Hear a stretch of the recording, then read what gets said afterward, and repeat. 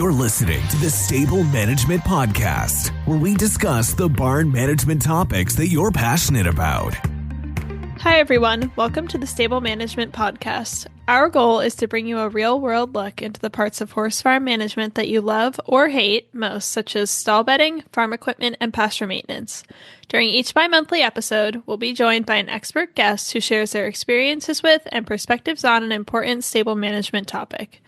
I'm your host, Hailey Kerstetter, and today my guest is Tanja Bornmann, owner of Academic Equitation in Canada. Thank you so much for joining me today. I'm excited to have you. Thank you for having me. I'm very excited to join you today. So our topic today is very interesting to me personally because it's something I don't know as much about, and I'm sure that our listeners will enjoy it as well, and that's understanding the horse-human interaction. So I'd like to start off by asking you, what do we know about how horses perceive us, and how do they perceive humans that they might see every day versus strangers?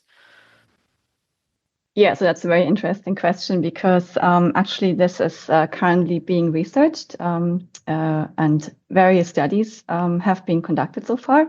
So we know that horses perceive us humans in ways that are shaped by their evolutionary biology, basically as prey animals and as social herd animals.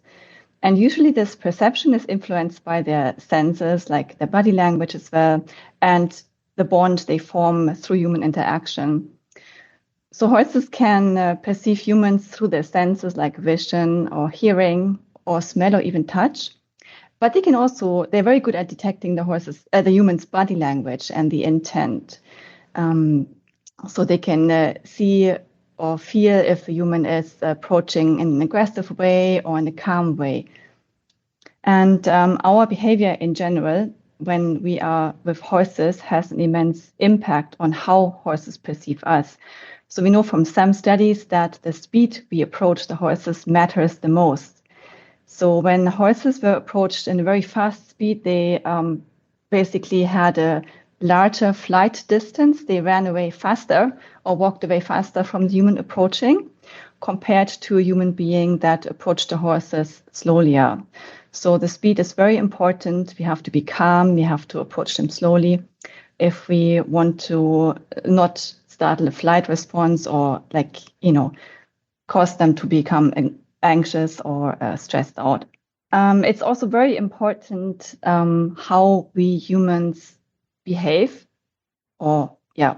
towards the horses because horses are very good at forming positive or negative associations with humans, with certain situations or with certain environments.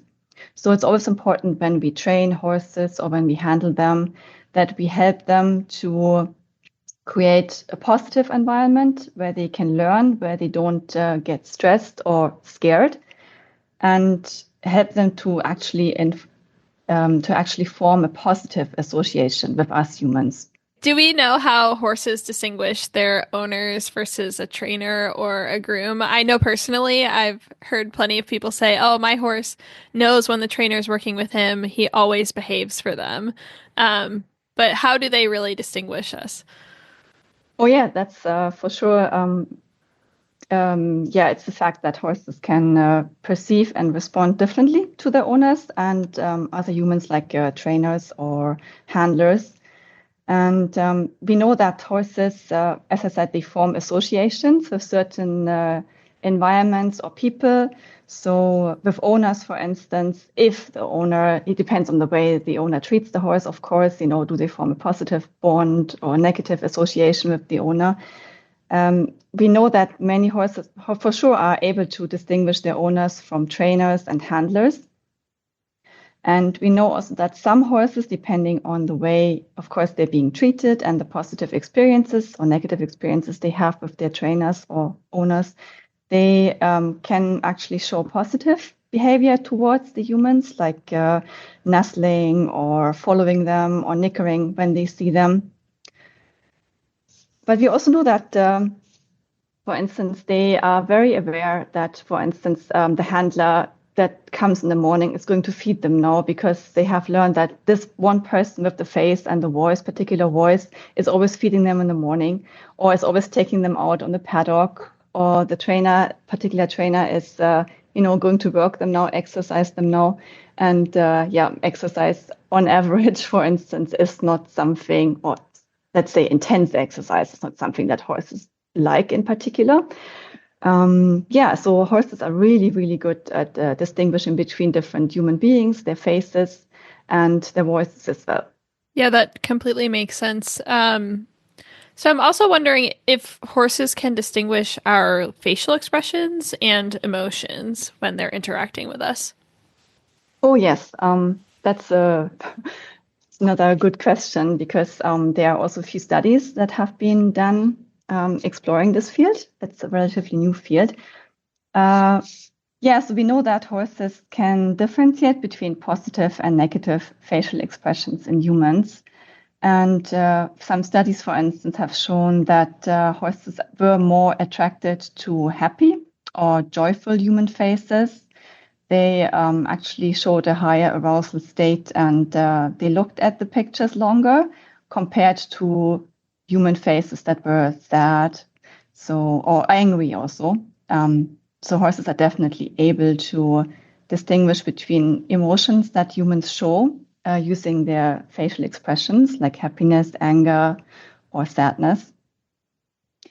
And they also tend, there's a trend towards horses expressing more stress-related behavior when they see an angry face compared to, a happy face.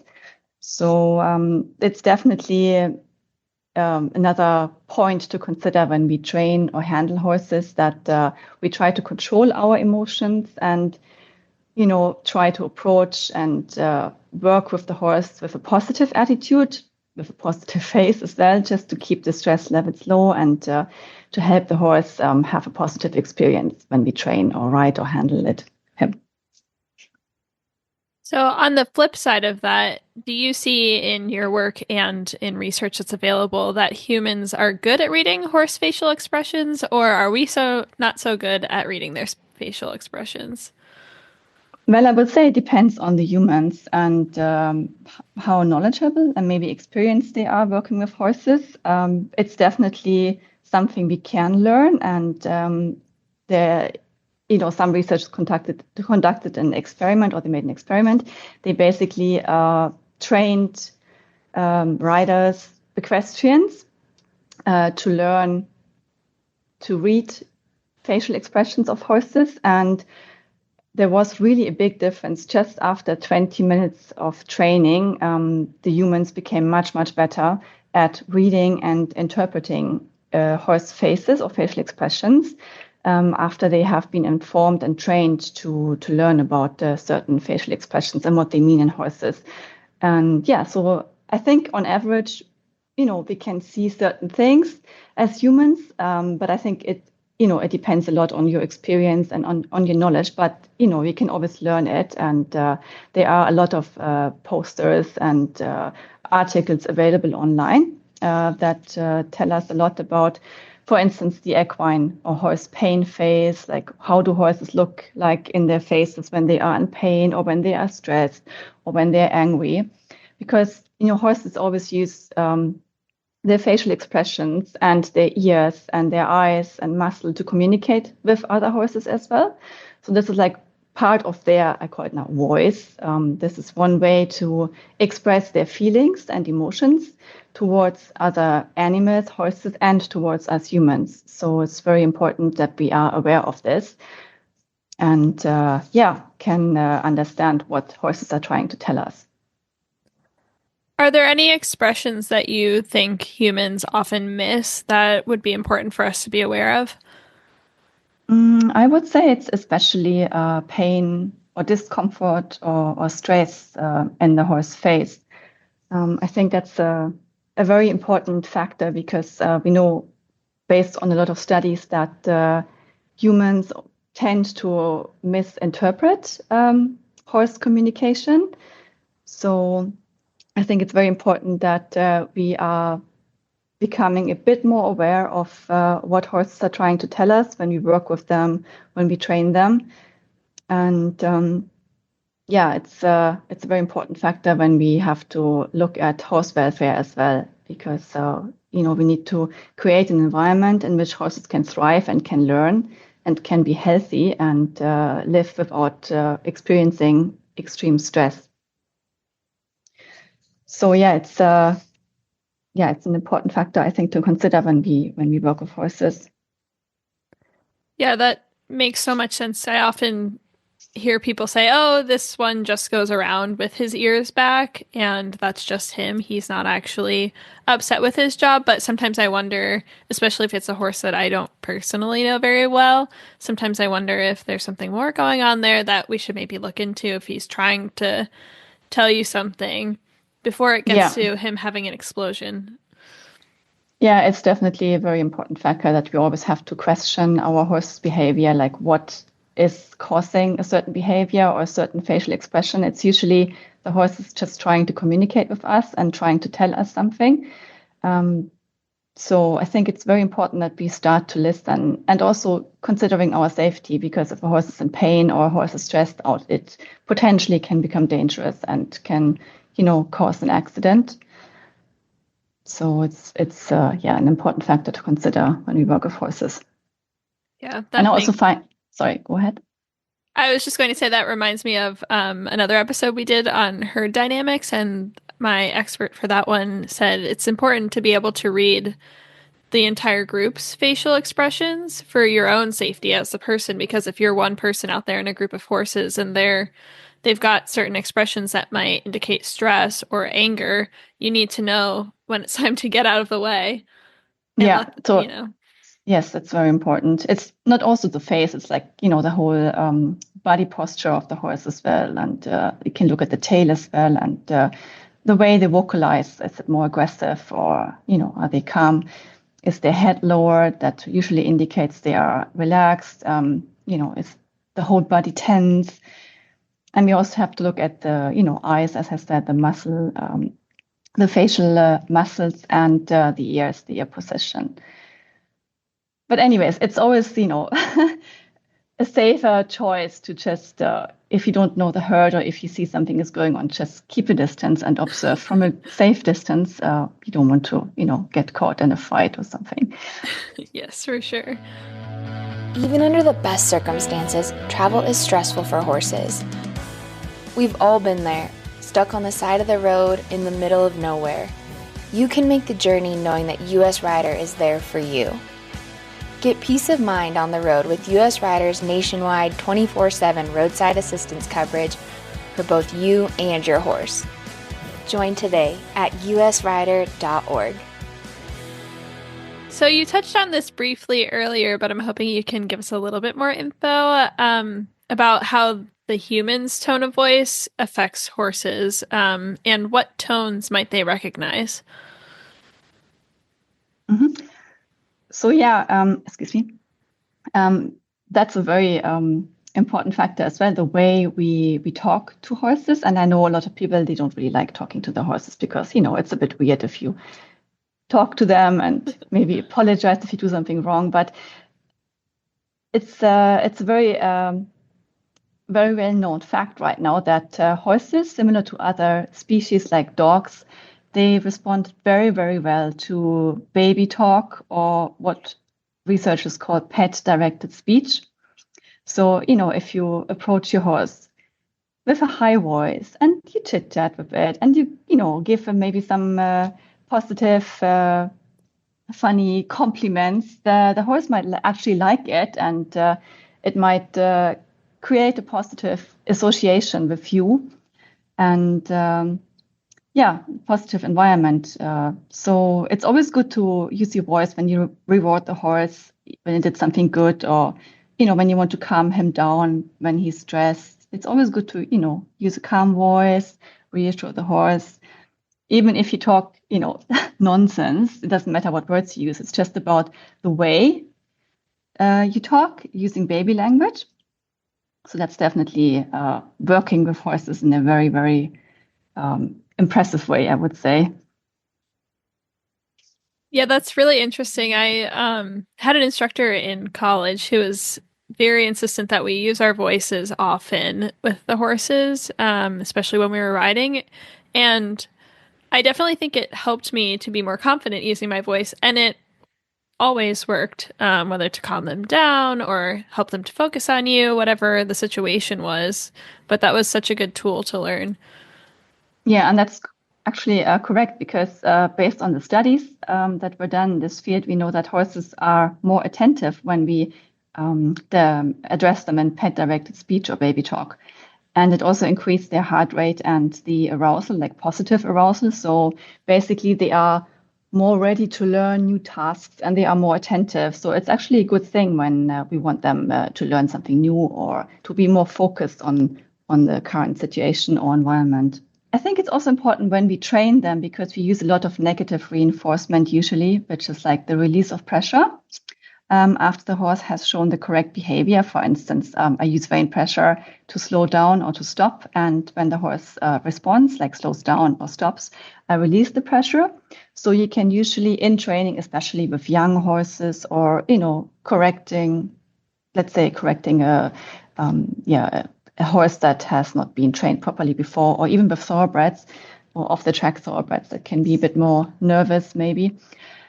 It's important that we actually try to link the verbal cue, let's say ho or brr or whatever you want to use to slow down your horse, with the aid, the actual riding aid. I personally like to use this a lot because it's causing less stress on the horse. We have to use less pressure on the mouth, and overall I find the horses are more attentive and more calm when we train them. So yeah, voice cues or verbal cues in general are, I think, a good tool when training horses. Yeah, that's very good to know because I have an off-the-track thoroughbred and he can be a little bit nervous sometimes. He's tried to please you maybe a little bit too much, so he's always wondering what you might want. But yeah, Yes. I do notice when I use my voice with him, it helps him to focus and slow down a little bit so he can really think through what I'm asking of him. Yeah, we can always reassure them. I think it's really about helping the horse understand that you are not trying to harm him and that he's safe with you. So it may take a while for the horse to understand and to trust you, to know that when he is around, and when you are around, that he can be safe, he can be relaxed. And this is very helpful when we actually train them and ride them and handle them because they are calmer, they are more relaxed, they are in a positive arousal, which means they are open to learn faster, not faster, like in general, they learn and less stressful, I would say, in a less stressful environment. So yeah, using language in general and baby talk in particular can really, I would say, advance our training and relationship that we have with the horses. So my next question for you is, can horses show preference to certain people or activities, and how might they typically do that? Oh yeah, I think that's a definite yes here. And there are also a few studies that are exploring and were exploring this subject. So we still are at the beginning of gaining this knowledge. So we know, for instance, based on one study, the researchers were testing if the horses preferred being turned out in a paddock over being stalled and over being exercised. So we know, for instance, based on these findings, that horses preferred stall rest over intense exercise. So working the horse in an intense way usually is not something that horses like. So they basically told us in this experiment that they rather stay in the stall than being exercised. But when we asked, or when the researchers asked them if they wanted to be turned out or remain in the stall, usually they preferred the turnout, and they preferred the turnout together with other horses. So horses can definitely tell us their preferences. And also in another experiment, horses were ridden in two different head and neck positions. And the researchers used a Y maze, basically, an area where they either turned left or right, and the direction left or right was linked to a certain head and neck position. And one was where the horse was ridden in hyperflexion or a very overbend and short head and neck position. And the other direction, the horse was ridden in on a looser rein contact and less stressful way.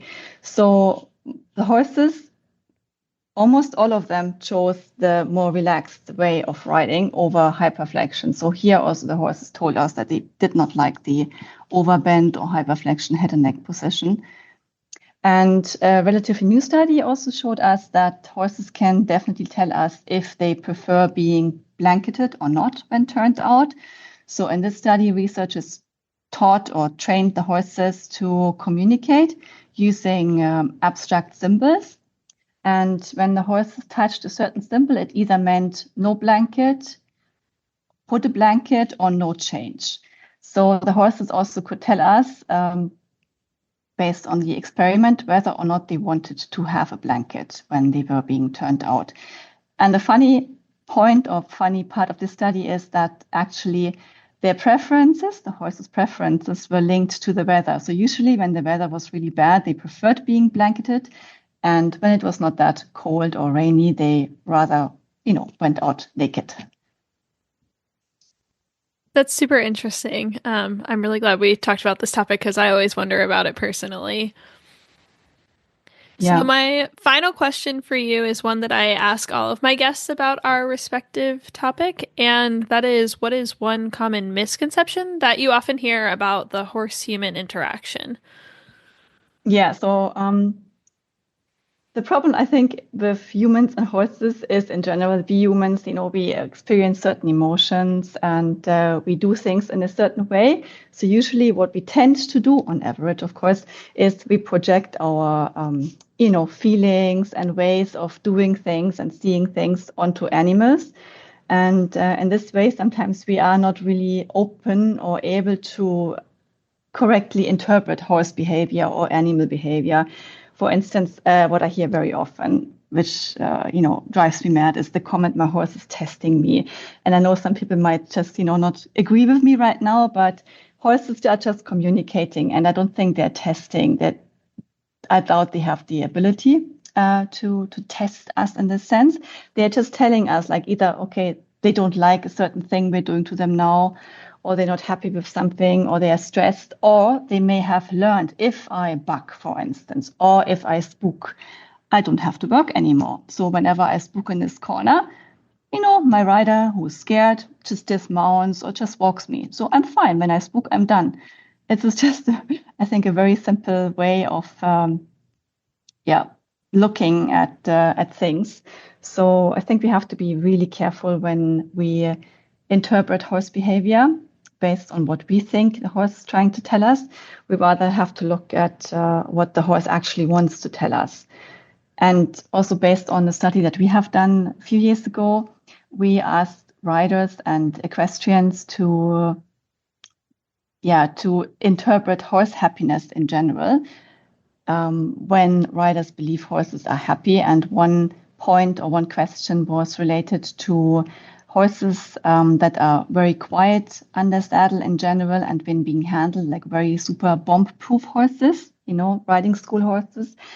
And most of the people believe that those horses are actually happy, which of course some horses are just quiet and calm and they are content with what they're doing, and that's why they are quiet. But also based on another study that was done in France some years ago, we know that a lot of riding school horses actually are depressed, and they show this in being withdrawn and, not reacting to loud noises, to their environment in general. So again, we have to be careful when we describe horse behavior. And also you may have a horse that's bucking or that's running a lot, that's very, hot, the hot horse. Horses may, for instance, experience pain based on an ill-fitting saddle or on, some disease or muscle pain they experience. And that's actually causing them to rush or to run or to even buck. They're just trying to get rid of a certain situation or to escape the painful situation, which is the saddle or the rider causing them pain. So some horses just give up, they just tolerate it, and others just try to run away. That's what they would do in nature when they are being stressed or being attacked by something. And this is very important that any behavior the horse shows has to be analyzed by us handlers, riders, horse owners. And we have to look at all the different possibilities that could cause this behavior, just to, make sure the horse is experiencing the best welfare it possibly can. So yeah, I think there's a lot of misunderstanding or miscommunication or misinterpretation based on the human or trainer or owner side. Absolutely, yeah. Unfortunately, that's all the time we have for today, but it's been so fun talking with you today, and I've certainly learned a lot. Thank you. It was great joining you today. And thank you all for listening today. Please remember to like this podcast, subscribe, leave a review, and recommend the Stable Management Podcast to a friend.